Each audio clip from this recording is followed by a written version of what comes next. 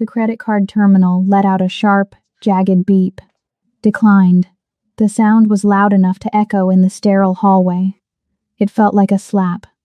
I stared at the little gray machine, praying it was a mistake. Praying the magnetic strip was just dirty. But the red light didn't blink. It glared. "I'm sorry, Miss Brown," the nurse said. Her voice was soft, wrapped in that professional pity I had grown to hate. "The transaction didn't go through. Do you have another card?" I didn't have another card. I didn't have $5, let alone the deposit for emergency vascular surgery. My phone vibrated in my pocket. A single heavy buzz against my hip. I didn't need to look to know who it was. The vibration felt like a warning shot. I pulled it out anyway. The screen was cracked, spiderwebbing across the text message notification. "King, Daddy takes the fall." I swallowed, but my throat was full of dust. King was watching. He wasn't here, but he was always here. He knew my father was in pre-op. He knew I was standing at the intake desk. He probably knew exactly how much money was in my empty bank account. "Please," I whispered. My hands were shaking so bad I had to grip the edge of the counter. "Just run it one more time." The bank said the transfer would clear by noon. The nurse sighed. She looked over my shoulder at the gurney parked against the wall. My father, Thomas, lay there. He was pale. Gray, actually. The stark fluorescent lights washed every bit of life out of his skin. His leg was elevated, wrapped in thick bandages that were already spotting with fresh blood. King had done that. A swing of a bat, a sickening crack, and a warning that next time, it would be my skull. "We can't wait until noon, Amara," the nurse said gently. "The surgeon is ready now. If we don't restore blood flow within the hour, we're looking at amputation. Or sepsis." My stomach turned over. Amputation. My father was a carpenter. His hands and his legs were his life. If he lost his leg, he lost his dignity. And it was my fault. All of it. Another vibration. "King, beg all you want. Nobody saves you." Tears burned the corners of my eyes, hot and humiliating. I looked at the orderly standing by the gurney. He had his hand on the brake release. He was waiting for the signal to wheel my father out of the surgical queue and down to the county holding ward. The place where people went to wait. The place where people went to die. "Wait," I said. My voice cracked. "Just 10 minutes. Give me 10 minutes to call someone." I didn't have anyone to call. I just needed the world to stop spinning. I looked down at my phone again to delete the text, my thumb hovering over the screen. As I moved, the sleeve of my oversized hoodie slid up. It exposed my forearm. The skin was mottled with purple and green. Finger marks. King's grip from 2 nights ago, branded into my flesh. I yanked the sleeve down instantly. Then, the air in the hospital changed. It wasn't a sound. It was the absence of sound. The chaotic noise of the ER. The phones ringing. The distant sirens. The squeak of rubber soles. Just evaporated. A heavy, suffocating silence rolled through the automatic double doors at the entrance. I turned my head. 3 men walked in. They moved in a V formation, cutting through the stagnant hospital air like sharks in open water. They wore suits that cost more than my father's house. But it wasn't the clothes. It was the way they walked. They didn't rush. They didn't yield. The man at the front was Lee Jong-nam. I stopped breathing. Everyone in the city knew his face. He owned the shipping yards. He owned the nightclubs.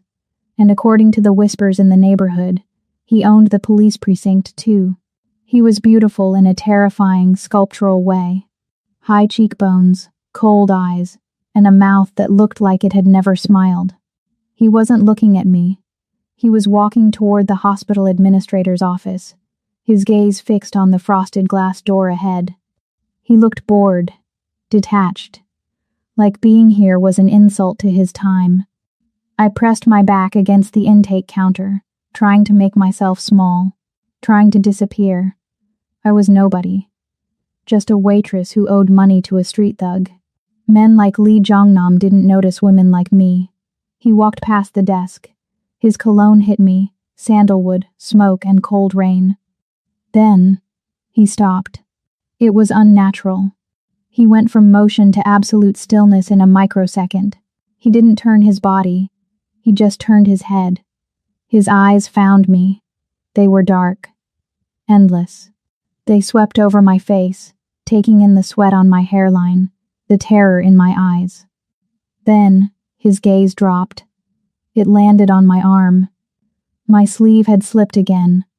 The ugly purple bruise was exposed under the harsh lights. His eyes narrowed, a fraction of an inch. Then he looked at my hand. My phone was still lit up. King's message was glowing on the screen. Daddy takes the fall. Lee read it. I saw his eyes track the text. He read the threat.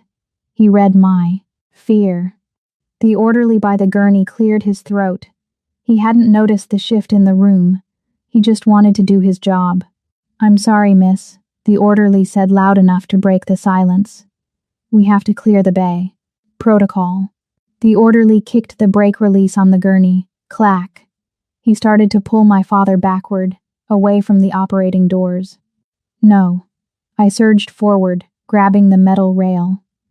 "Please, don't take him." The orderly pushed me back gently but firmly. My father groaned in his sleep. Then Lee Jongnam moved.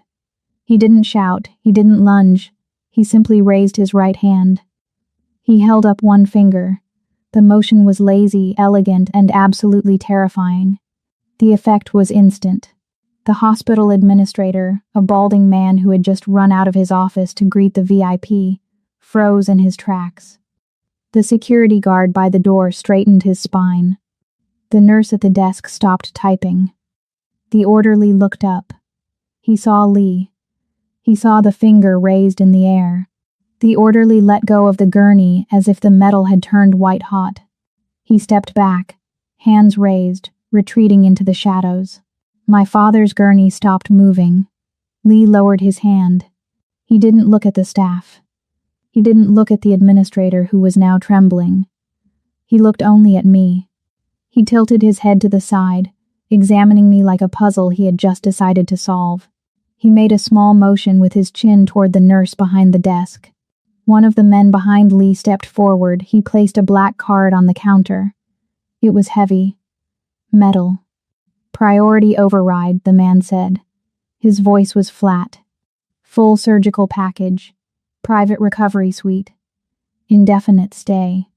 The nurse stared at the card. Her hands shook as she picked it up. She swiped it. Beep. Green light. Approved. "Prep the patient," the nurse stammered, her voice an octave higher than before. "Get him into Theater 1. Now. Move." The team swarmed my father. This time they were pushing him toward the double doors, toward safety, toward life. I stood frozen in the wake of the activity. My heart was hammering against my ribs like a trapped bird. I looked up. Lee Jongnam was already walking away. He moved toward the elevator bank, his entourage flanking him. But just before the steel doors closed, he turned back. He caught my gaze through the glass. His face was unreadable, but his eyes were possessive, heavy. He didn't nod. He just stared until the doors slid shut, sealing him away. My phone buzzed again. King. But the fear didn't hit me the same way. It was replaced by something colder. Something heavier. I touched the bruise on my arm. The debt was gone. But as I stared into the dark eyes of the city's most dangerous man, I knew with sinking certainty I had just been bought. Welcome back, my dangerous dreamers. We are in that strange, quiet window between Christmas and the New Year. It is the time when we look at our lives. We decide what to leave behind in the past, and what we are brave enough to carry into the future. This story is about that exact choice. Amara just sold her freedom for a new beginning. She is about to learn that sometimes salvation looks a lot like danger. Before we see the Silent King collect his debt, do me a favor. Make sure you are subscribed and hit that like button. Since we are heading into a new year, tell me in the comments, where are you watching from? And what is the one thing you are leaving behind this year? I read every single comment. I love seeing our dark romance family grow across the world. Now, get comfortable. Dim the lights. Let's go back to the diner. The rain lashed against the plate glass window of the diner. It came down in sheets, blurring the neon lights of the city outside into smeared streaks of red and blue. Inside, the air smelled like stale coffee, wet wool, and old grease. I wiped the counter. Circular motions. Wax on, wax off. My arm ached. The bruise hidden under my uniform sleeve throbbed in time with my heartbeat. A dull, heavy reminder of the hospital. But my father was in a private room. He had a vascular surgeon with 3 degrees monitoring his pulse. He was safe. For the first time in months, I could breathe. I glanced at the clock on the wall. 200 am. The graveyard shift. The diner was mostly empty. Just a trucker nursing a pie in the corner, and him. I tried not to look at booth 4, the booth in the far back. The shadows clung to that corner like spiderwebs. Lee Jongnam had been sitting there for 3 hours. He hadn't ordered food. He hadn't looked at his phone. He had ordered a single cup of black coffee, and he hadn't taken a sip. He just sat there. His suit was immaculate, a sharp charcoal gray that looked out of place against the cracked red vinyl of the booth seats. He was watching me. He didn't try to hide it. Every time I filled a sugar shaker, every time I poured a refill, I felt his gaze. It was a physical weight, pressing between my shoulder blades. He was a predator waiting by the watering hole, silent, still, terrifying. I went back to the coffee pot. My hands were steady, but my nerves were fraying. Why was he here? He had paid the debt. He had bought the surgery. Why wasn't he sending a bill? Why was he sitting in a greasy spoon diner in the middle of a thunderstorm? The brass bell above the entrance door jingled violently. A gust of wind swept rain into the entryway.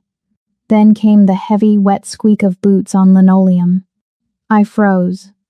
I knew those boots. King Davis stood in the doorway. He was soaking wet. Water dripped from his shaved head, running down his neck into the collar of his leather jacket. He looked wild. His eyes were bloodshot, swimming with booze and rage. He scanned the room. When he saw me, his lip curled. "There she is," King slurred. His voice was too loud for the quiet room, the million-dollar wife. My stomach dropped to the floor. I gripped the coffee pot handle tighter. "King, please, not here." He stumbled forward. He reeked of whiskey and ozone. "Not here? You think you're too good for me now? You think because you got some sugar daddy to bail out your old man, you're high class?" The trucker in the corner looked up, then quickly looked back down at his pie. Nobody intervened when King Davis was in a mood. "Go home, King," I said, keeping my voice low. "You're drunk. I'm not drunk." He roared. He slammed his hand onto the counter. The silverware rattled. "I went to the hospital. I went to remind your daddy who owns him. And what do they tell me? They tell me the bill is paid. Cleared. Priority status." He leaned over the counter. His face was inches from mine. I could smell the rot on his breath. "Who did you sleep with, Amara?" He hissed. "Who did you sell yourself to? That money doesn't fall out of the sky. You're a whore. You've always been a whore." "I didn't sleep with anyone," I said, stepping back. My back hit the rear counter. I was trapped. "Liar." King lunged. He didn't bother walking around the counter. He reached over it. His hand, thick and calloused, clamped onto my upper arm. His fingers dug exactly into the bruise he had left days ago. Fresh pain exploded up my shoulder. I gasped, dropping the coffee pot. It shattered on the floor. Hot liquid splashed my legs, but the pain in my arm drowned it out. "Let go," I screamed. "You think you can embarrass me?" King shouted, dragging me forward. My ribs slammed against the counter edge. You think you can go behind my back? I own you. I own your father. I own every breath you take. He raised his other hand. It was balled into a fist. I squeezed my eyes shut, bracing for the impact. I waited for the crack of bone. It never came. Instead, there was a whoosh of air, a blur of motion. Then, a sickening sound. Snap. It sounded like a dry branch stepping on a winter hike. Crisp. Loud. Final. King screamed. It was a high guttural shriek that tore through the diner. The pressure on my arm vanished instantly. I opened my eyes. King was on his knees. He was contorted, twisted at an impossible angle. Lee Jongnam was standing over him. I hadn't heard him move. I hadn't seen him leave the booth. He was just there. Lee was holding King's right hand. But he wasn't holding it like a handshake. He had King's wrist in a vice grip with one hand, and with the other he had bent King's index finger all the way back. It was touching the top of King's wrist. The finger was broken. Completely. The diner went dead silent. The rain outside seemed to stop. The only sound was King's ragged, choking gasps. Lee didn't look angry. He didn't look exertive. He looked like he was inspecting a piece of rotten fruit. His face was blank, his eyes devoid of any human empathy. My coffee, Lee said softly. His voice was smooth, a low baritone that vibrated in the floorboards. You disturbed it. My hand. You broke my hand. King wailed, trying to pull away. Lee tightened his grip. King's knees buckled further, his forehead smashing against the dirty linoleum. Lee looked down at the sobbing man. Then he looked at me. His eyes dropped to my arm, where King's wet handprint was still visible on my uniform. He looked back at King. Is this the hand? Lee asked. He wasn't asking me. He was asking King. What? King wheezed. Is this the hand that touched her? Lee repeated. The question was casual, academic. I don't... Lee applied a fraction more pressure. Yes, yes. King screamed. Let go. Please. Lee nodded. Once. He released King's hand abruptly, as if he had grown bored. King collapsed sideways, cradling his shattered finger against his chest, curling into a fetal ball of misery. Two men in dark suits materialized from the entryway. Lee's shadows. They didn't speak. They simply bent down, grabbed King by the armpits, and dragged him backward. King's boots squeaked against the floor as he was hauled out into the rain like a bag of trash. The door swung shut. The bell jingled. Then, silence. Lee stood in the middle of the diner. He reached into his breast pocket and pulled out a handkerchief. It was white silk, pristine and folded into a perfect square. He unfolded it slowly. He began to wipe his right hand. He wiped the palm. He wiped each finger. He wiped the space between his thumb and forefinger. He scrubbed the skin as if King's touch had left a visible stain of filth. He didn't look at me while he did it. He focused entirely on the sanitation of his own hand. I couldn't move. My heart was hammering against my throat. I was terrified of King. But this was different. This was a monster who wore a suit and broke bones without blinking. Lee finished cleaning his hands. He dropped the silk handkerchief onto the floor. It landed in a puddle of spilled coffee. He stepped over it. He walked to the counter. He stopped right in front of me. The counter was the only thing separating us, and suddenly, it felt very thin. He reached out. I flinched. He paused. His hand hovered near my face. He didn't touch me. He just tucked a stray lock of hair behind my ear. His fingers brushed my skin. They were cold. Shift is over, Lee said. It wasn't a suggestion. He turned and walked toward the door. He pushed it open, letting the cold wind rush back in. He didn't look back to see if I was following. He knew I would. Get in the car. The door of the Maybach clicked shut. Instantly, the world disappeared. The drumming of the rain, the distant wail of sirens, the ragged breathing of the city, it was all severed. Inside, the silence was absolute. It was pressurized. It felt like being submerged in deep water. The air smelled of expensive leather and conditioned oxygen. The seats were heated. The windows were tinted so dark that the streetlights outside were just passing ghosts. I sat pressed against the door, my hand still gripping the handle. I was wet, shivering, and smelled like diner grease. Lee Jong-nam sat on the other side of the wide leather bench. He was dry. He was calm. He was looking at a tablet, his finger scrolling through a document with rhythmic precision. He didn't look at me. $150,000, Lee said. He didn't look up. He spoke to the air. That is the cost of your father's surgery, he continued, plus another 30 for the private room, 10 for the security detail outside his door. I swallowed hard. The numbers made my head spin. I'll pay you back, I said. My voice sounded small in the acoustic perfection of the car. I'll work double shifts. I'll sell the house. It might take time, but Lee stopped scrolling. He finally turned his head. You make $12 an hour, Amara, he said. The interest alone would outpace your lifespan. You will never pay me back. Not in this lifetime.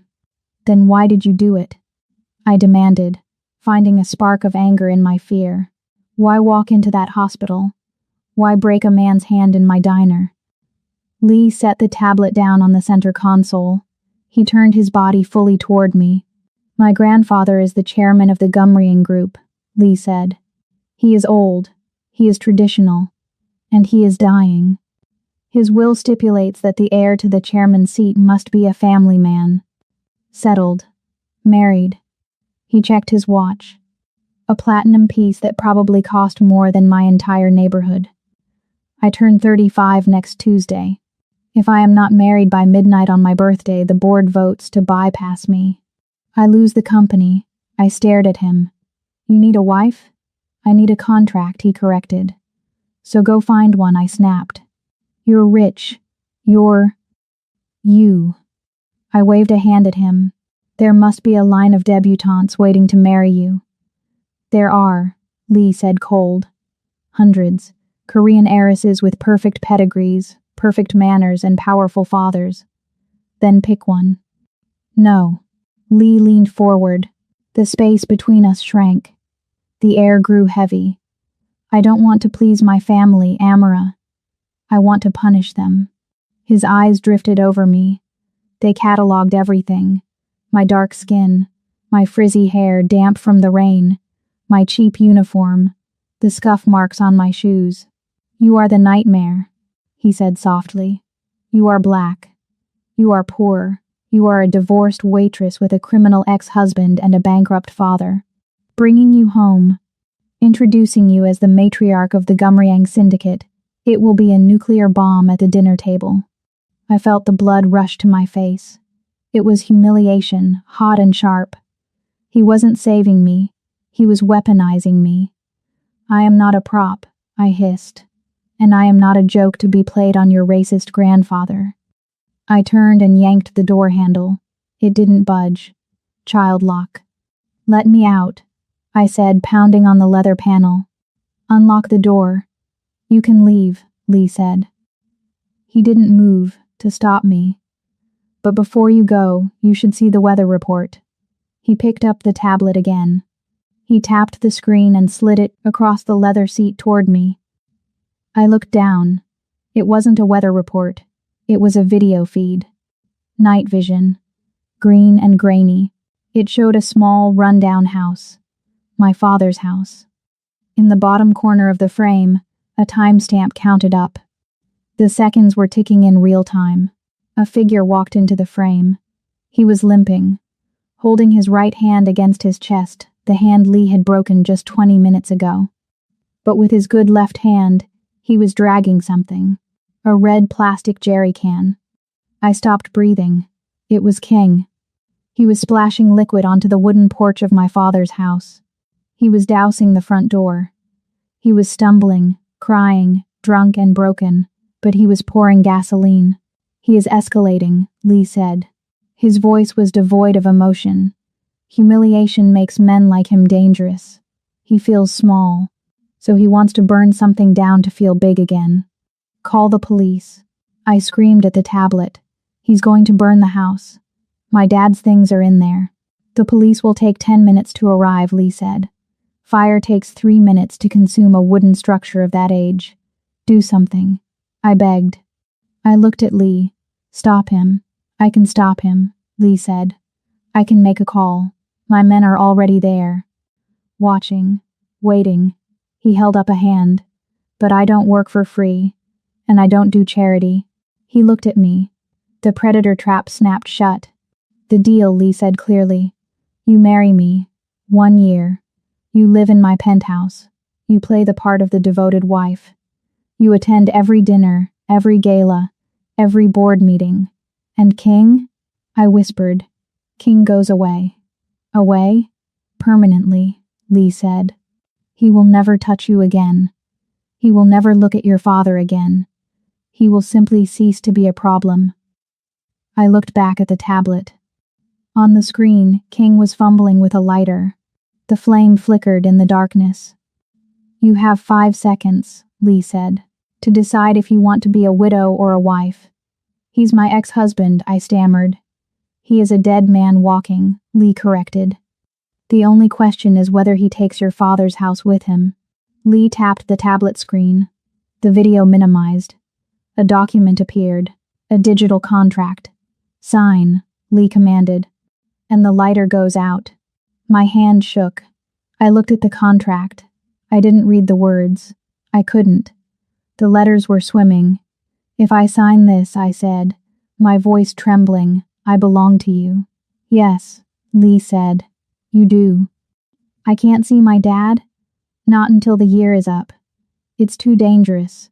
You are mine now, exclusively. On the screen, the flame in King's hand grew brighter. He was bringing it down toward the gasoline-soaked wood. 3 seconds, Lee said. I didn't think. Instinct took the wheel. I reached out. My finger hit the tablet.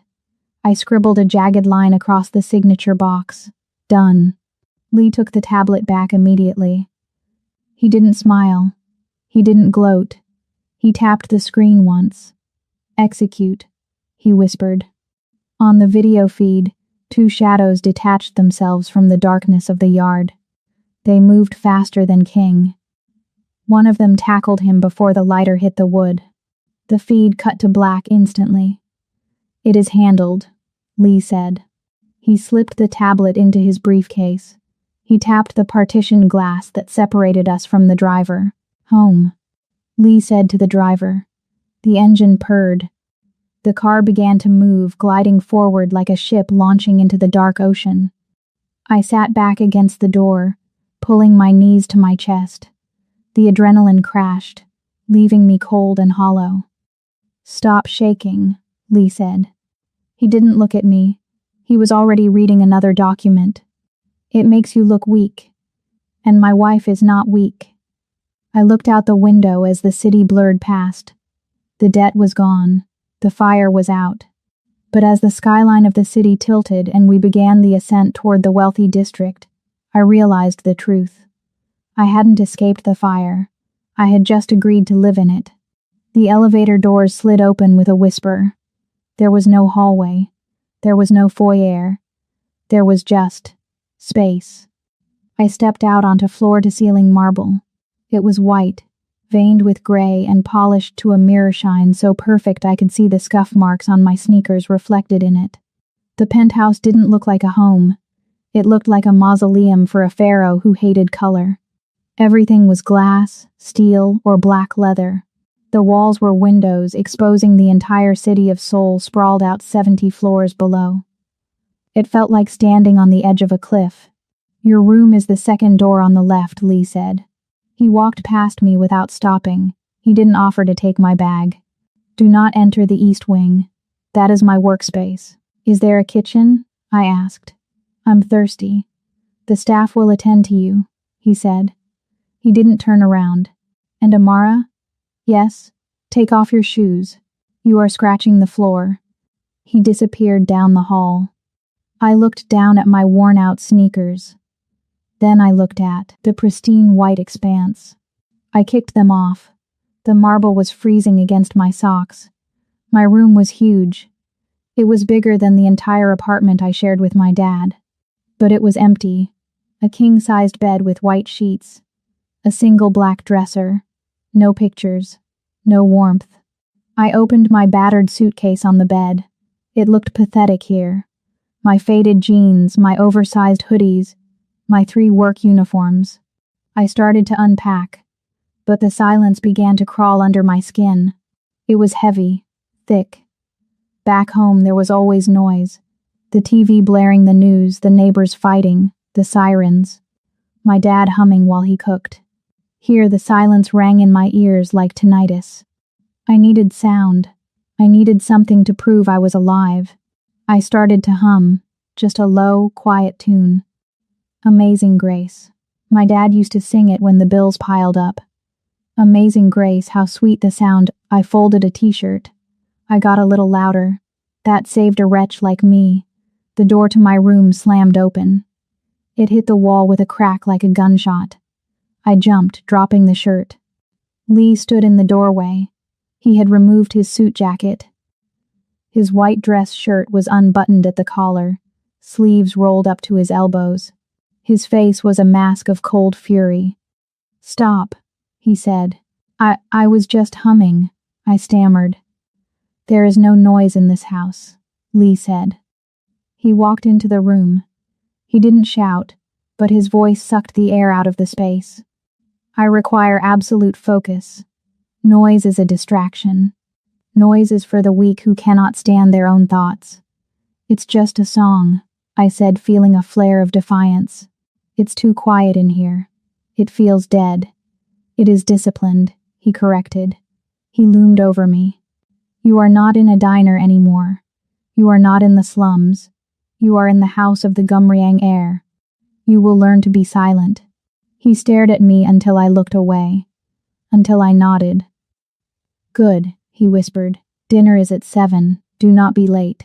He turned and left. The silence rushed back in, colder than before. At 7:00 p.m. sharp, I walked into the dining room. It was a cavernous space dominated by a long table made of black obsidian. A crystal chandelier hung above it, looking like a frozen explosion of ice. An older woman stood by the sideboard. She wore a severe black uniform. Her hair was pulled back so tight it pulled at her eyes. This was the head housekeeper. She had introduced herself earlier only as Mrs. Pack. She didn't bow. She didn't smile. She looked at me with open disdain. I looked at the table. There was only one place setting. At the head of the table, a single placemat, a single wineglass, and a single set of silver chopsticks were arranged with geometric precision. Excuse me, I said. Where should I sit?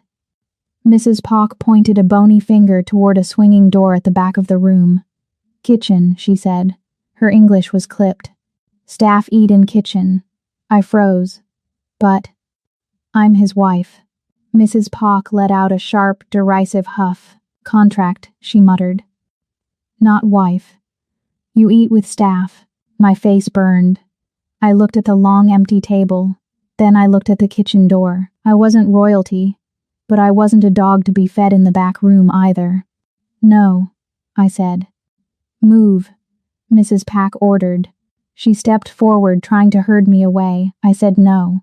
Is there a problem? Lee's voice cut through the room. He walked in from the hallway. He had changed into a fresh shirt.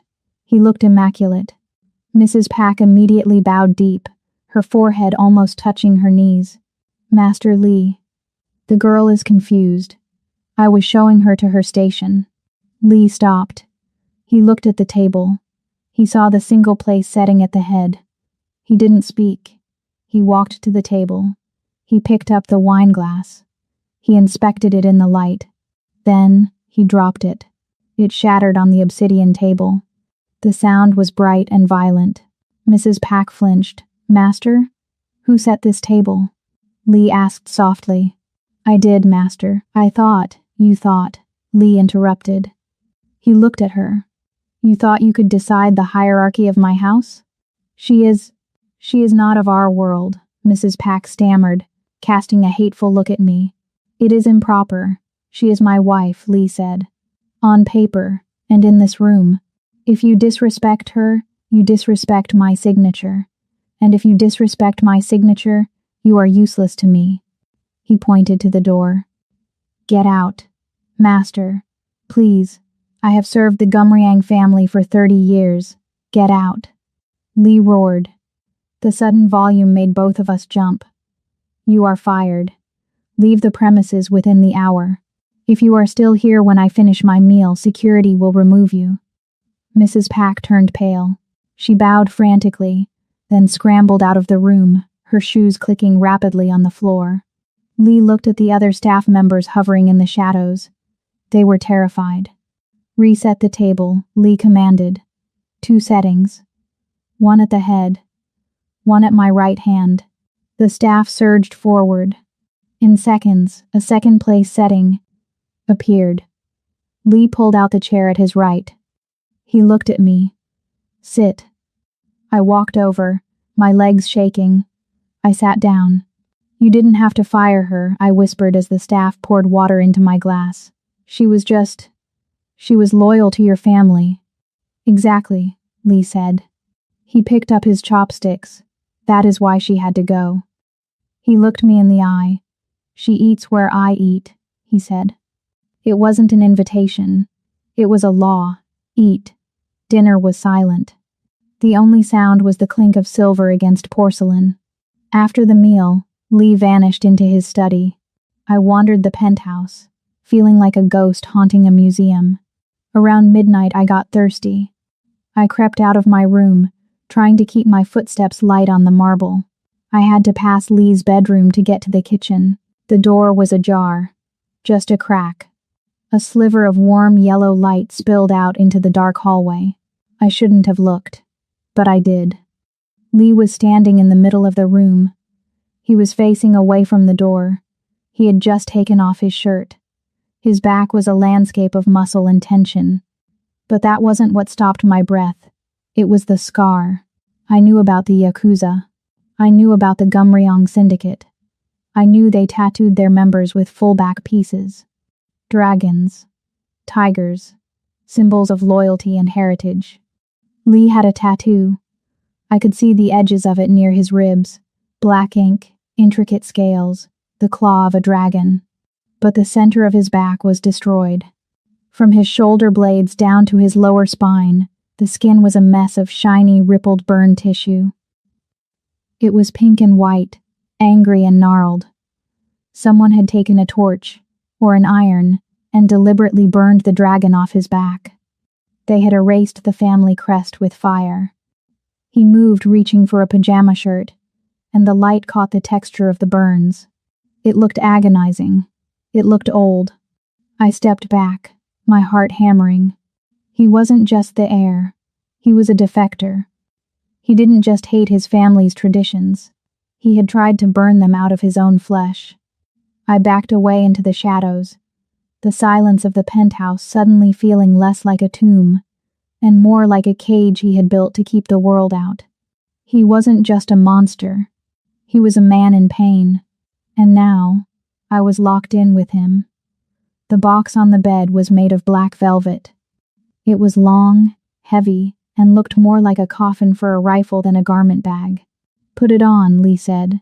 He was standing by the window adjusting his cufflinks. He didn't turn around. He was already in his tuxedo, looking like a blade sheathed in silk. I opened the box. Inside, the fabric shimmered. It was black silk, embroidered with gold thread that caught the dim light of the bedroom. It was a hanbok. But it wasn't traditional. It was modernized, sleek, and dangerous. The skirt was cut to flow like liquid shadow. The jacket was cropped, tailored to fit like a second skin. A hanbok? I asked, running my fingers over the gold embroidery. You want me to wear this? I don't want you to wear it, Lee said, finally turning to face me. I want you to wield it. He walked over. He took the jacket from my hands. His movements were precise. Tonight is the Elders' Gala, he said. Every man in that room will be waiting for you to fail. They expect you to be loud. They expect you to be clumsy. They expect you to be a mistake. He held the jacket open. This is not a dress, Amara. It is armor. It is a declaration of war. You wear their history better than their daughters do. It is the ultimate insult. I slipped my arms into the silk. It was cool against my skin. Lee stepped behind me to tie the ribbon, the Otgorium. His fingers brushed my chest. I held my breath. He tied the knot with a sharp, violent tug that pulled me back against him. Listen to me, he whispered into my ear. Do not lower your eyes. Do not apologize. Do not shrink. Tonight, you are not Amara Brown the waitress. You are Mrs. Lee. If you show fear, they will eat you alive. He spun me around. He looked at me. For a second, the cold mask slipped. His eyes darkened. He looked hungry. Let's go, he said. The ballroom was a sea of diamonds and hostility. When we walked in, the music didn't stop, but the conversation did. It died instantly. 300 heads turned. I felt the weight of their stares physically. It was a wall of judgment. I saw the whispers behind hands. I saw the sneers from the older women in their pastel gowns. I saw the predatory looks from the men. I was a drop of black ink in a glass of milk. Lee didn't slow down. He placed his hand on the small of my back. It wasn't a comforting touch. It was a steering mechanism. He pushed me forward, forcing me to cut through the crowd with him. Head up, he murmured. Breathe. We made it to the center of the room before the shark circled. Jongnam. The voice was boisterous, slurred, and loud. Chairman back. He was a short, thick man with a face flushed red from expensive cognac. He pushed through the crowd, flanked by 2 nervous assistants. Bayek was Lee's rival. He had been trying to hostile take over Gumriang for years. Lee stopped. His hand on my back turned into a grip of steel. Chairman Bayek, Lee said. His voice was ice. Bayek didn't look at Lee. He looked at me. He looked me up and down, his eyes lingering on my chest. Then my hips. He licked his lips. It was disgusting. Well, Bayek laughed. He swirled his drink. So the rumors are true. You really did bring a stray dog into the house. The people nearby gasped softly. Lee's body went rigid. I felt the violence radiating off him. He was 1 second away from snapping Bayek's neck in front of 300 witnesses. She is exotic. Jongnam. Bayek continued, stepping closer. He reached out as if to touch the silk of my sleeve. How much did you pay for her? I have a bachelor party next weekend. I want one. Lee's fist clenched. The knuckles turned white. He inhaled sharply, preparing to strike. But I moved first. I slapped Bayek's hand away. The sound of flesh on flesh echoed in the sudden silence. Bayek froze. His eyes bulged. He looked at me, stunned that the furniture had just fought back. I stepped forward. I didn't look at Lee. I looked straight into Bayek's watery, bloodshot eyes. The price is not the issue, Chairman, I said. I didn't speak in English. I spoke in Korean. Formal, crisp, perfect. The words rolled off my tongue with the precise diction I had practiced for years listening to the dramas my father watched, and the conversational flow I had picked up from the Korean grandmothers who played cards at the diner during the slow shifts. They had taught me the insults first. Jeonun panmayongi animnida, I said smoothly. I am not for sale. The entire ballroom seemed to inhale at once. Back's jaw dropped. I smiled. It was a sweet, poisonous smile. But I hear your company's stock price hit a record low this morning, I continued, still in flawless Korean. Perhaps you should worry less about buying women and more about who is buying your empire. The silence that followed was absolute. It was deafening. Bayek turned a shade of purple I didn't know existed. He opened his mouth, but no sound came out. He had been stripped naked in front of his peers by the very person he tried to dehumanize. I felt Lee's hand on my back relax. Then, the fingers spread. He wasn't steering me anymore. He was claiming me. "We are leaving," Lee announced. He didn't look at Bayek. He looked at the room. "My wife is tired of the noise." He turned me around. We walked out. This time, nobody whispered. They just watched. And they looked afraid. The valet brought the Maybach around. We got in. As soon as the doors closed, the adrenaline crashed. My knees gave out. I slumped against the leather seat, my heart hammering against my ribs like a trapped bird. I couldn't breathe. I had just insulted one of the most powerful men in Seoul. "I think I'm going to be sick," I whispered, pressing my forehead against the cool glass of the window. "Look at me." Lee's voice was low, rough. I turned. He wasn't sitting on his side of the car. He had slid across the bench. He was inches from me. His eyes were blazing. He reached out and grabbed my chin. His fingers were hot. He tilted my face up, forcing me to meet his gaze. "You speak Korean," he said. It wasn't a question. I picked it up, I managed to say. "At the diner. The old ladies. They liked me." Lee laughed. It was a short, dark sound. He looked at me like he had never seen me before, like I was a new weapon he had just discovered in his arsenal. "You destroyed him," Lee said. His thumb brushed over my lower lip. "Bake. You didn't just insult him, you emasculated him." In his own language. The air in the car shifted. The fear evaporated, replaced by something thick and electric. The space between us felt charged. Lee moved closer. His leg pressed against mine. The friction sent a jolt of heat through the silk of my dress. "I thought I bought a victim," Lee whispered. His eyes dropped to my mouth, then back to my eyes. "I thought I bought a prop to annoy my grandfather." His hand slid from my chin down to my throat. His grip was firm, possessive. He could snap my neck, or he could kiss me.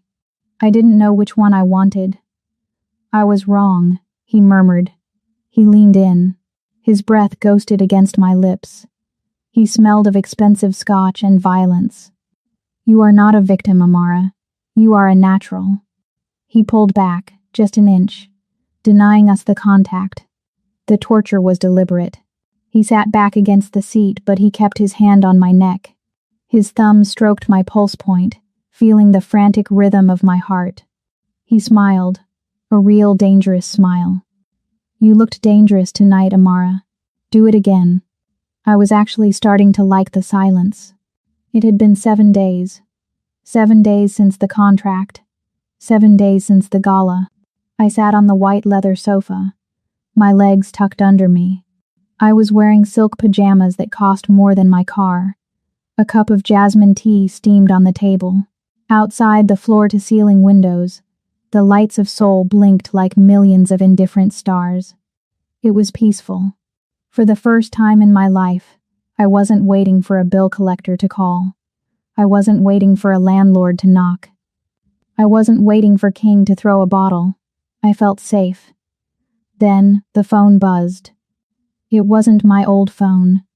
Lee had thrown that in the trash the night I moved in. This was the encrypted device he had given me. A sleek black slab of glass that was supposed to be untraceable. It was only for emergencies. It was only for him. It sat on the marble coffee table, vibrating. Bzzz, bzzz. I frowned. Lee was in the west wing of the penthouse. Why was he texting me? I picked it up. Unknown number. My stomach tightened. A cold drop of dread landed in my gut. I slid my thumb across the screen. A video file. I pressed play. The sound hit me first. The roar of wind. The crackle of dry wood snapping under extreme heat. Then, the image resolved. I dropped the teacup. It shattered on the floor, splashing hot liquid over my bare feet. But I didn't feel it. On the screen, my childhood home was burning. It wasn't just a small fire. The entire structure was engulfed. Orange flames licked up the siding, devouring the porch where my father used to smoke his pipe. The roof had already collapsed. The windows were blown out, vomiting black smoke into the night sky. The camera panned down. A man stepped into the frame. King Davis. But he didn't look like the man Lee had broken in the diner. He wasn't dirty. He wasn't stumbling. He was wearing a suit. It was cheap, ill-fitting, but new. He had a cast on his right hand, clean white plaster. In his left hand, he held a new heavy pistol. He looked into the camera. His eyes were clear, sober, malicious. "Hey, baby," King said. He smiled. It was a wet, ugly sound. "Your husband has a heavy hand, but he's sloppy." King raised the gun. He pointed it at the burning house. He thought he could pay me off? Scare me off? King laughed. "My new friends gave me a second chance. They gave me a new purpose." He leaned closer to the lens. "I know where the old man is, Amara. St. Mary's Hospital. Room 402. Vascular unit." My heart stopped. "Daddy takes the fall," King whispered. The video cut to black. I couldn't breathe. The air in the penthouse vanished. He knew the room number. He was going there. Right now. "No," I gasped. "No, no, no." I scrambled off the couch. I slipped on the spilled tea, my knee hitting the marble hard. I didn't care. I scrambled up, running on pure adrenaline. I didn't have shoes. I didn't have a coat. I just had the phone clutched in my hand like a lifeline. I sprinted toward the foyer. The elevator was the only way out. I had to get to the hospital. I had to beat him there. I rounded the corner into the hallway. Lee stepped out of his office. He was wearing a black turtleneck and reading glasses. He looked calm. Domestic. He looked up as I came barreling down the hall. "Amara? Move." I screamed. I didn't slow down. Get out of my way. I tried to run past him to the elevator bank. Lee moved. He didn't run. He just shifted his weight, stepping directly into my path. I slammed into his chest. It was like running into a concrete pillar. The impact knocked the wind out of me. "Where are you going?" Lee asked. His voice was steady, too steady. "He's alive." I shrieked. I hammered my fists against his chest. "You lied to me. You said you handled him. You said he was gone." Lee caught my wrists. He didn't squeeze. He just held them. "Who is alive? Explain." "King." I ripped my hands away, or I tried to. Lee's grip was iron. He burned the house. He's going to the hospital. He knows the room number. I kicked him. I was barefoot, so it hurt me more than him. But I didn't care. I kicked his shins. I clawed at his shirt. "Let me go. I have to save him. He's going to kill my dad." "Amara, stop. I hate you." I screamed, the tears finally bursting out, hot and blinding. "You promised. You bought me, and you promised." I threw my entire body weight against him, trying to shove him toward the wall. He didn't budge an inch. Instead, he moved in. He stepped into my space, collapsing the distance. He wrapped his arms around my waist. "No," I wailed. He lifted me. He picked me up off the floor completely. My feet dangled in the air. I thrashed, kicking at the empty space, twisting my body. I was fighting for my father's life. But Lee was immovable. He was a statue of muscle and control. He clamped my arms to my sides, pinning me against him so I couldn't hurt myself or him. "System," Lee said. His voice was a low growl against my ear. "Lockdown. Code red."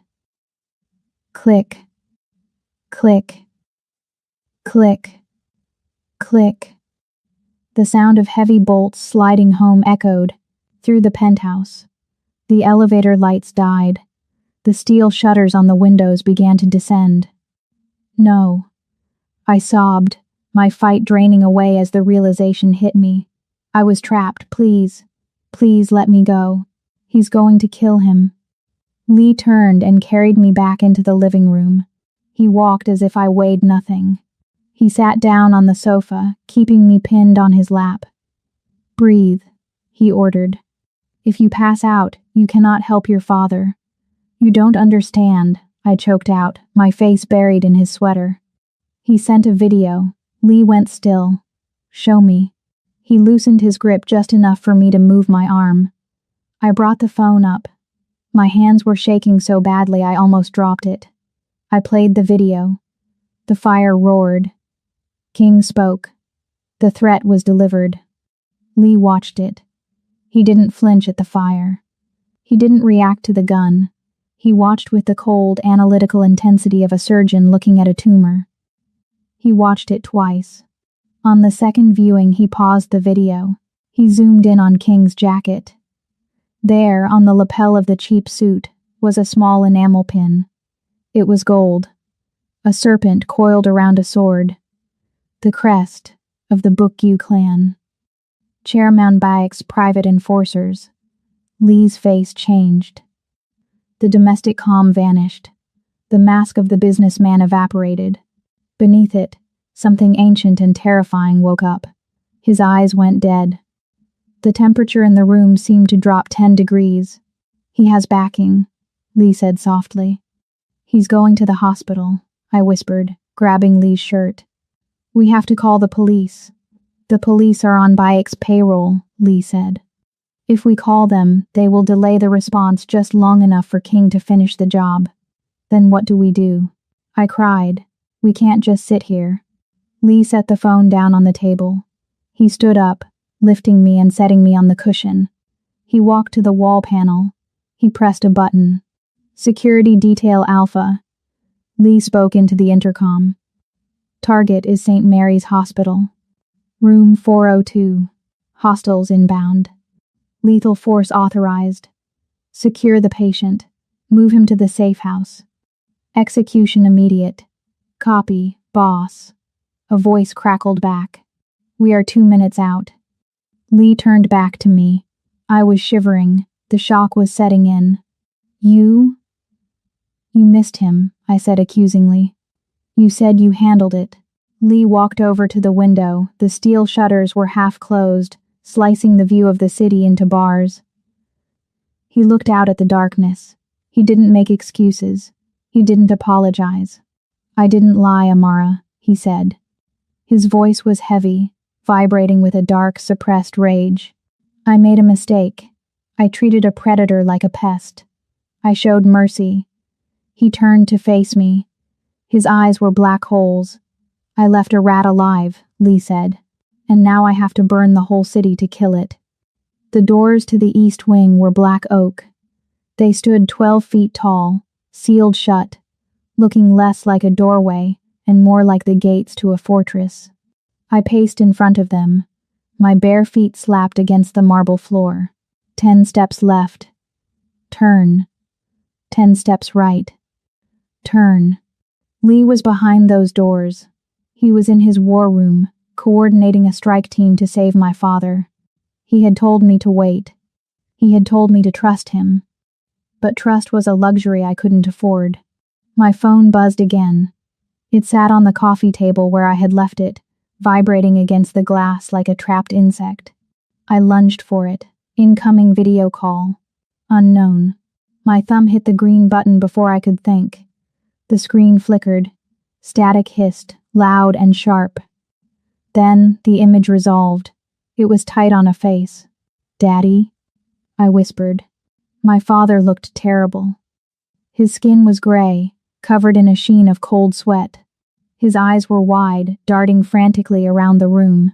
A piece of duct tape was plastered across his mouth, but it was peeling at the corner. He was making a sound. A high, thin whine of pure terror. The camera pulled back. A hand entered the frame. It was holding a knife. A jagged, rusted hunting knife. The blade pressed against the bandages on my father's leg. The leg that was supposed to be healing. The tape on his mouth was ripped off. "Amara," he screamed. His voice was a wreck. "They're hurting me. Please, baby, don't let them." The camera jerked away from him. It spun around to face King. He was smiling. His eyes were bright with a manic chemical energy. "Tick-tock, wifey," King whispered. The microphone caught the wet sound of his breath. "Your husband's men are fast. But I'm faster." He held up a wrist. He tapped a cheap digital watch. 20 minutes. "If you aren't in this room in 20 minutes, I cut his throat. Then I cut his leg off just for fun." "No." I screamed at the phone. "I'm coming. Don't touch him. Come alone," King said. "If I see one suit, if I see one black car, Daddy dies." The screen went black. Panic didn't just hit me, it dissolved me. My blood turned to ice water. 20 minutes. St. Mary's was 15 minutes away in light traffic.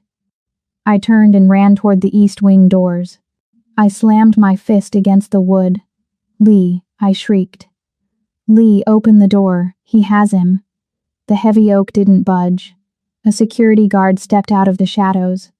He was a giant, wearing the same dark suit as the others. He moved in front of the door, blocking my path. "Ma'am," he said. His voice was a flat monotone. "Master Lee is in a secure briefing. No interruptions. Protocol Alpha." "Protocol?" I stared at him, wild-eyed. "My father is going to die. I need to show him this video. Get out of my way." I tried to push past him. It was like shoving a brick wall. He didn't even sway. He just looked down at me with empty, professional eyes. "Step back, ma'am. You are to remain in the secure zone. You don't understand." I clawed at his sleeve. He gave me 20 minutes. "The strike team is en route," the guard said robotically. "The situation is handled." "It's not handled." I screamed. "King knows. He knows they're coming." The guard didn't blink. He wasn't going to move. He wasn't going to open the door. I looked at the digital clock on the wall. 19 minutes. If I waited for Lee to finish his briefing, my father would be dead. If I tried to argue with the guard, my father would be dead. I had to move. I backed away. "Fine," I spat. "Fine." I turned and ran. Not toward the front door, the elevator was locked down. I ran toward the kitchen. I burst through the swinging doors. The stainless steel appliances gleamed under the harsh lights. The kitchen was empty.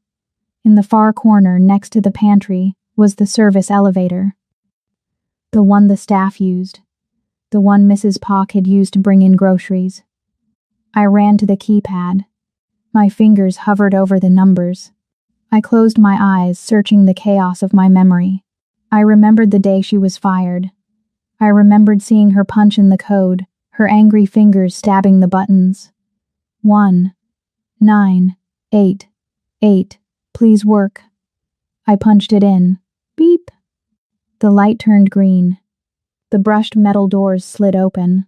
I threw myself inside. The elevator smelled of bleach and garbage. I hit the button for the garage. The descent was agonizing. Every floor that ticked by on the display felt like a minute lost. 50, 40, 30. When the doors opened at the garage level, I didn't look for a car. I couldn't drive Lee's cars. They required biometric access. I ran for the service exit. I burst out into the alleyway behind the building. The night air hit me like a physical blow. It was raining again. The pavement was slick and black. I ran to the main street. I waved my arms like a lunatic. A yellow taxi swerved toward the curb, tires hissing on the wet asphalt. I ripped the door open and dove in. "St. Mary's Hospital," I gasped, slamming the door. "Go. I'll give you everything I have. Just drive." The driver looked at me in the rearview mirror, barefoot, wearing silk pajamas, soaking wet. He didn't ask questions. He stomped on the gas. The city blurred. Street lights became streaks of neon. Red lights were suggestions. I stared at my phone, watching the minutes bleed away. 12 minutes. We were stuck in traffic on the bridge. 8 minutes. We cleared the congestion.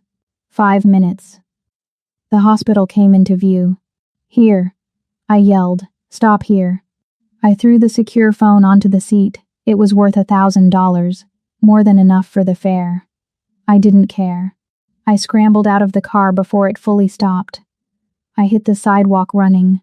The concrete tore at the soles of my feet, but the pain was distant. I sprinted toward the emergency room entrance. The automatic doors slid open with a wheeze. I braced myself for the noise, the chaos of an ER, the crying babies, the shouting nurses, the beeping monitors. Silence greeted me. The waiting room was empty. The triage desk was unmanned. A single computer monitor hummed, casting a blue glow over an empty chair. It felt wrong. It felt dead. But I didn't stop to analyze it. Room 402. 4th floor. I ran past the empty desk. I found the stairwell and took the steps 2 at a time. My lungs burned. My legs screamed. 4th floor. Vascular unit. I burst through the stairwell door. The hallway was long and dim. The lights flickered overhead. Buzz, click, buzz. Dad? I called out. My voice echoed, hollow and lonely. No answer. No nurses. No doctors. Where was the security detail? Where were the patients? I saw the number. 402. The door was closed. I stopped in front of it. I pressed my ear to the wood. I heard nothing. No crying. No struggle. I grabbed the handle. It was cold. I threw the door open. Dad. I stumbled into the room, ready to fight, ready to beg. The room was empty. The bed was stripped bare. No sheets. No pillows. No patient. The monitors were dark. The IV pole was a skeleton in the corner. There was no blood. There was no sign of a struggle. In the center of the room, facing the door, sat a single metal folding chair. I froze. My brain tried to process the image. He's not here. He was never here. The video. The background wall in the video was blue. These walls are green. It was a set. A trick. A sound behind me. Click. The door I had just rushed through closed. The lock engaged with a heavy metallic thud. I spun around. King Davis was standing there, leaning against the doorframe. He wasn't wearing the cheap suit from the video. He was wearing scrubs, a doctor's coat.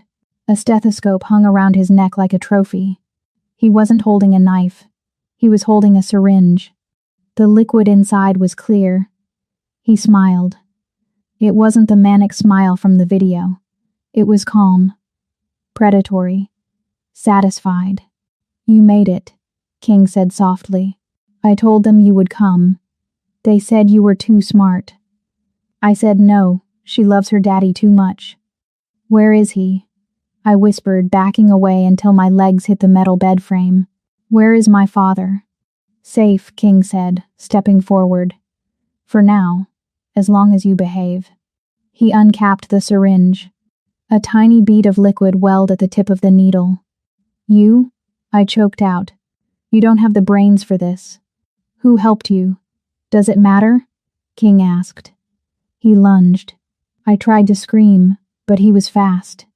He closed the distance in a single stride. His hand clamped over my mouth, smelling of latex and bitter soap.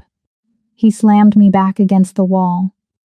I felt the sharp pinch of the needle in my neck. Cold fire flooded my veins. Good girl, King whispered into my ear as my knees gave out. The room began to tilt. The green walls turned gray. The floor rushed up to meet me. Now King's voice floated from far away.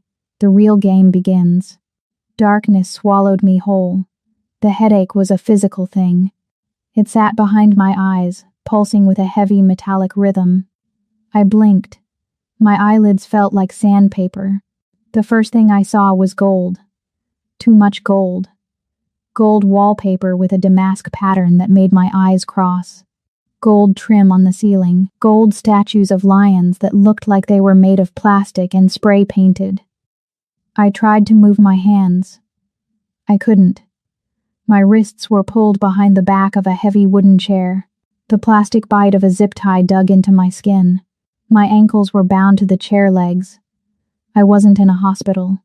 I wasn't in a cell. I was in a penthouse that was trying very hard to look like a palace, but only succeeded in looking like a desperate plea for validation. It smelled of stale cigar smoke and heavy cloying cologne. "She wakes," a voice boomed. I turned my head. The motion made the room spin. Chairman Baek sat on a velvet sofa across from me. He was holding a glass of amber liquid. He wasn't wearing a tuxedo now. He was wearing a silk robe that gaped open at his chest. He looked soft, doughy. Standing by the window was King. He looked out of place. His scrubs were dirty. He was holding his gun, but he kept shifting his weight from foot to foot. He wasn't looking at me. He was looking at the door. "Welcome to my home, Mrs. Lee," Baek sneered. He took a sip of his drink. "It is much nicer than that cold tomb your husband lives in, don't you think? More warmth." "Where is my father?" I croaked. My throat was dry as dust. "He is safe," Baek said, waving a dismissive hand. "For the moment. That depends entirely on you."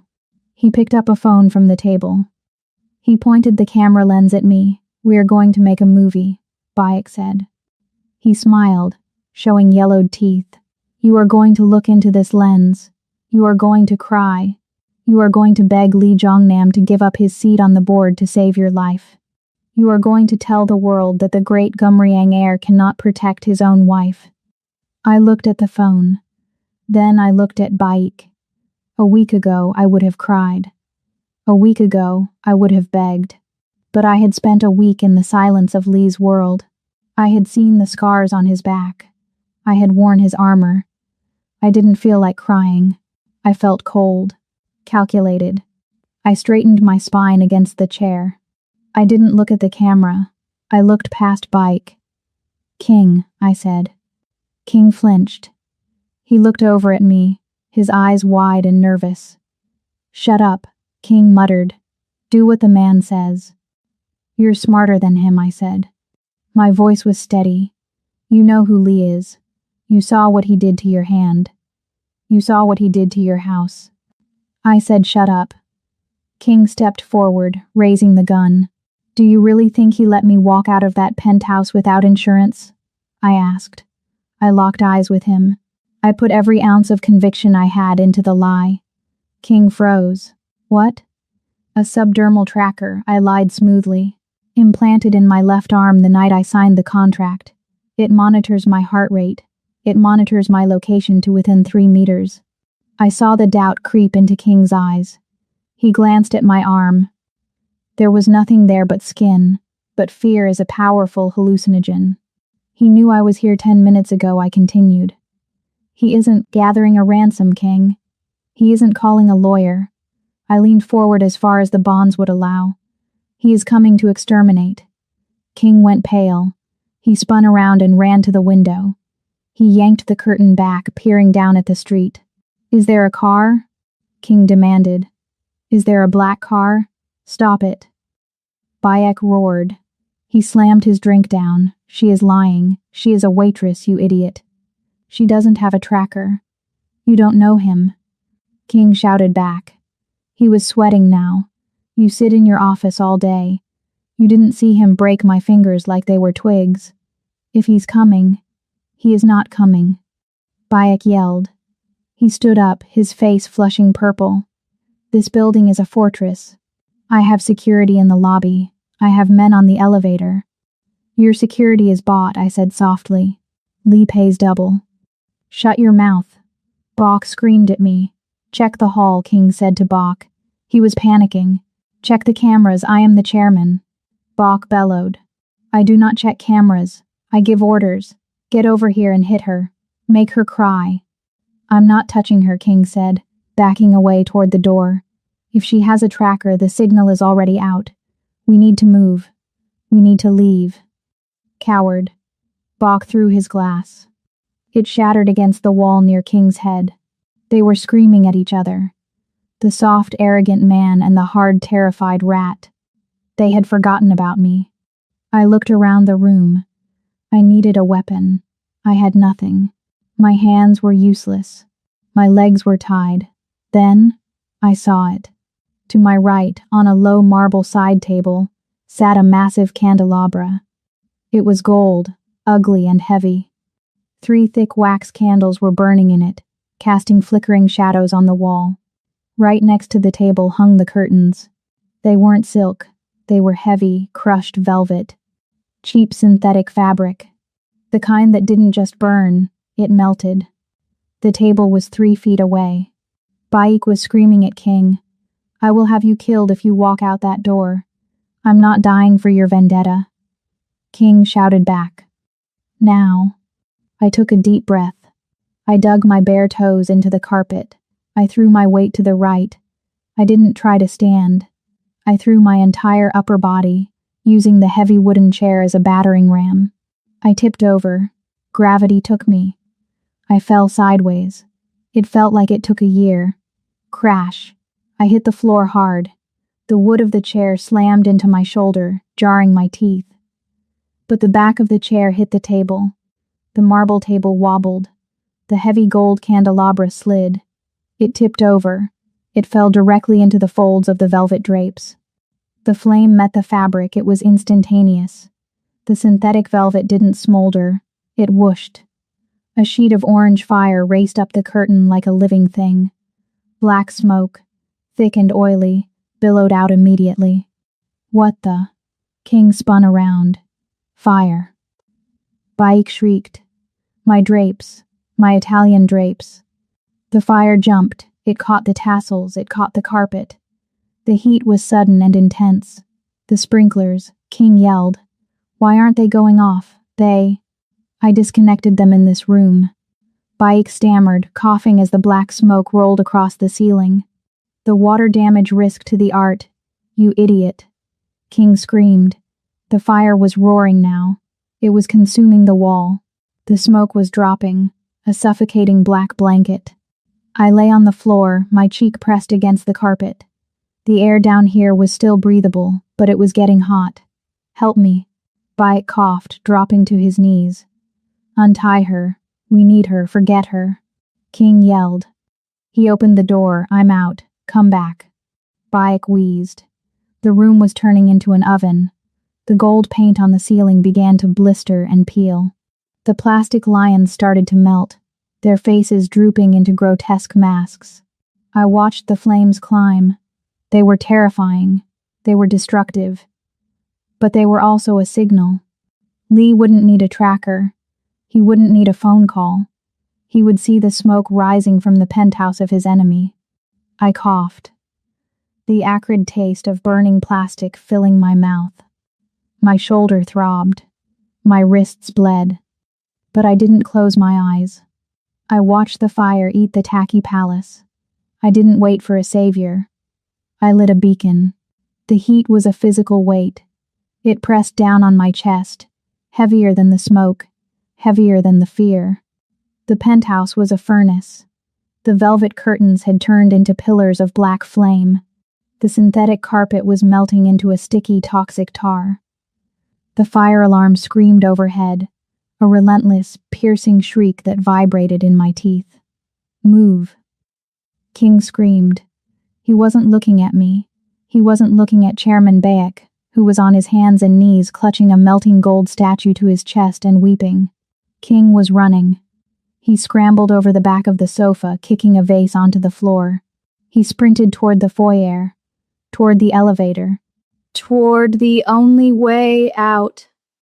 I lay on the floor, still bound to the overturned chair. The smoke was thickest near the ceiling, so I could still breathe down here, but the air tasted like copper and burnt hair. I watched King run. I watched the rat try to leave the sinking ship. King hit the elevator call button. He slammed his fist against it. Again. Again. "Come on." He shrieked. "Come on, you piece of junk." The fire roared behind him. The paint on the walls bubbled and popped. Ding. The sound was absurdly cheerful. A polite, mechanical chime cutting through the chaos of the inferno. The brushed steel doors slid open. King exhaled a sob of relief. He surged forward. Then, he stopped. He skidded to a halt, his sneakers squeaking on the marble. The elevator wasn't empty. Lee Jongnam stood in the center of the car. He was alone. He wore a black trench coat over his suit. His hands hung loosely at his sides. In his right hand, a matte black pistol pointed at the floor. He didn't look like he had run up the stairs. He didn't look like he was sweating. He looked like he was waiting for a meeting to start. Smoke drifted into the elevator, curling around his legs. He didn't blink. King made a noise, a strangled, high-pitched whimper. Lee took one step forward. King scrambled back. He tripped over his own feet, falling onto the foyer floor, then crab-walking backward, away from the elevator. Away from the monster in the coat. "No," King gasped. "No. Stay back." Lee stepped out of the elevator.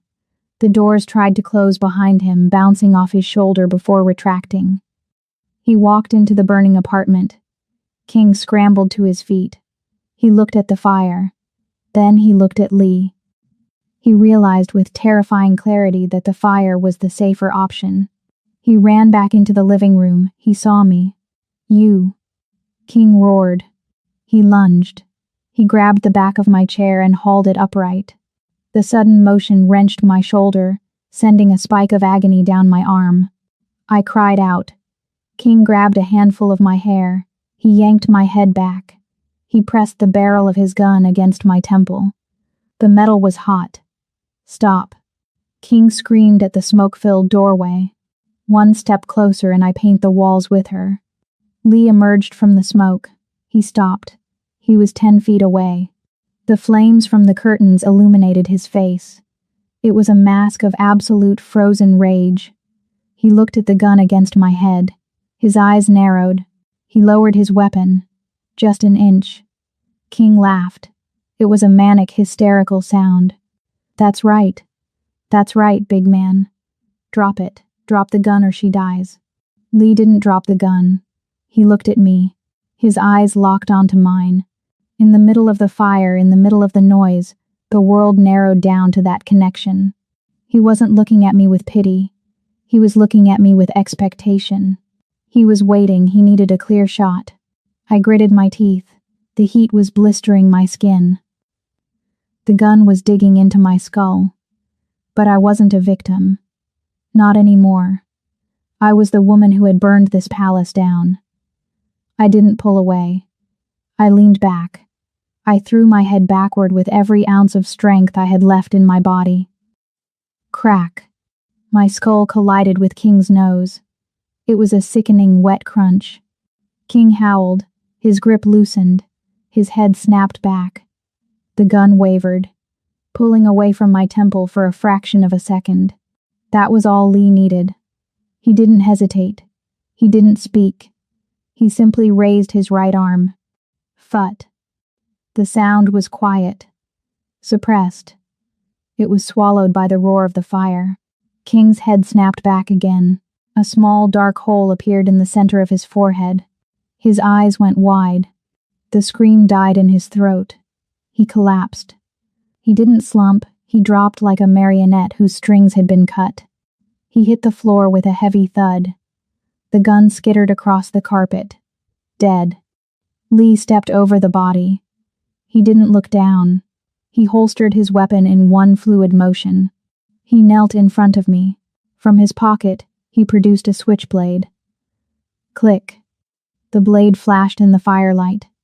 He reached behind me. One slash. The zip ties on my wrists snapped. Another slash. My ankles were free. I fell forward. He caught me. His arms went around me, solid and real. He pulled me against his chest. He smelled of rain and gunpowder. "Amara," he whispered against my hair. His voice was rough, shaking. I buried my face in his coat. "I knew you would come." Jongnam. A pathetic wail came from the floor. Lee stiffened. He pulled back, keeping one arm around my waist to support me. He turned his head. Chairman Bayek was crawling toward us. He was coughing, his face streaked with soot and tears. He was dragging a heavy gold bust of himself. "Help me," Bayek wheezed. He grabbed the hem of Lee's coat. The elevator. Take me to the elevator. We are family, Jongnam. You cannot leave me here. The ceiling groaned. A chunk of plaster crashed down on the other side of the room, sending a shower of sparks into the air. The heat was becoming unbearable. Lee looked down at the old man. He looked at the hand clutching his coat. He kicked Bayek's hand away. Family, Lee repeated. The word tasted like poison in his mouth. Please, Bayek begged. I will give you the shares. I will give you the territory. Just save me. Lee looked around the room. He looked at the melting statues, the burning drapes, the tacky gold-plated tomb Bayek had built for himself. You wanted to buy my wife, Lee said. His voice was cold enough to freeze the flames. You wanted to own things. He looked Bayek in the eye. You love your gold, Chairman? Lee stepped back, pulling me with him toward the foyer. Burn with it. No. No. Bayek screamed, trying to crawl after us. But the carpet in front of him caught fire, creating a wall of heat he couldn't cross. Lee didn't look back. He swept me up into his arms. He carried me bridal style, shielding my face from the smoke with his shoulder. He walked out of the apartment. He stepped into the elevator. The doors slid shut, sealing the screams and the fire away. The silence of the elevator was instant and shocking. The hum of the motor was the only sound. I looked up at him. His face was streaked with ash. There was blood on his collar, my blood from my split lip. My father, I whispered. Is he? Secured, Lee said. He looked down at me. The rage in his eyes was gone, replaced by a dark, consuming intensity. My men have him. He is safe. I let out a breath I had been holding for an hour. My head fell back against his shoulder. You started the fire, Lee said softly. I had to, I murmured, my eyes closing. I had to make sure you saw me. Lee tightened his grip on me. I see you, Amara, he whispered. I see nothing else. The elevator dinged, ground floor. The doors opened to the rainy night, and he carried me out into the cold, clean air. 3 months later, the winter frost had finally melted from the garden. I watched from the balcony as my father walked the stone path. His limp was gone. He looked stronger, healthier, but his eyes were constantly darting toward the perimeter walls where the armed guards stood like statues. We need to leave, baby, he had whispered to me that morning. That man, he isn't a businessman. He's a warlord. He was right. I walked back into the bedroom. My bag was already packed. The debt was paid. King was dead. The contract was fulfilled. I zipped the bag shut. Going somewhere? The temperature in the room dropped 10 degrees. Lee stood in the doorway. He leaned against the frame, his arms crossed, watching me with that familiar, terrifying stillness. The contract is done, I said, lifting the bag. King is dead. My father is healed. I'm taking him home. Lee didn't move. He pulled his phone from his pocket. He tapped the screen once. Deleted, he said. What? The contract, he said calmly. It is gone. No digital footprint remains. Then I'm free, I said, taking a step forward. Lee stepped into my path. He towered over me, blocking out the light. The contract was for your safety, Amara, he whispered, his hand sliding up to cup my neck. His thumb rested on my pulse. You are safe now, but do not mistake safety for freedom. He leaned down, his forehead resting against mine. You are not free. You are mine. My breath hitched. I looked into his dark eyes and saw the truth. There was no debt holding me here. There was only him. And the terrifying realization was that I didn't want to run. I let the bag drop from my hand. It hit the floor with a heavy thud. The rain lashed against the plate glass window of the diner, just like the night we met. But the open sign was dark. The door was locked. There were no truckers, no drunks, no noise. Lee had bought the building the day after the fire. He kept it closed to the public, a private monument to where he found me. I sat in booth 4. I wasn't wearing a grease-stained uniform. I was wearing a silk dress and diamonds that caught the low light. I picked up the pot. I poured black coffee into his cup. The smell of the roast and the rain filled the air, a scent that used to smell like poverty, but now smelled like power. Lee took a sip. He looked at me over the rim of the cup. His eyes were possessive, dark, and adoring. I wasn't the waitress anymore. I was the queen who sat at the right hand of the devil. I took a sip of my own coffee and smiled. I had found my home in the monster's shadow.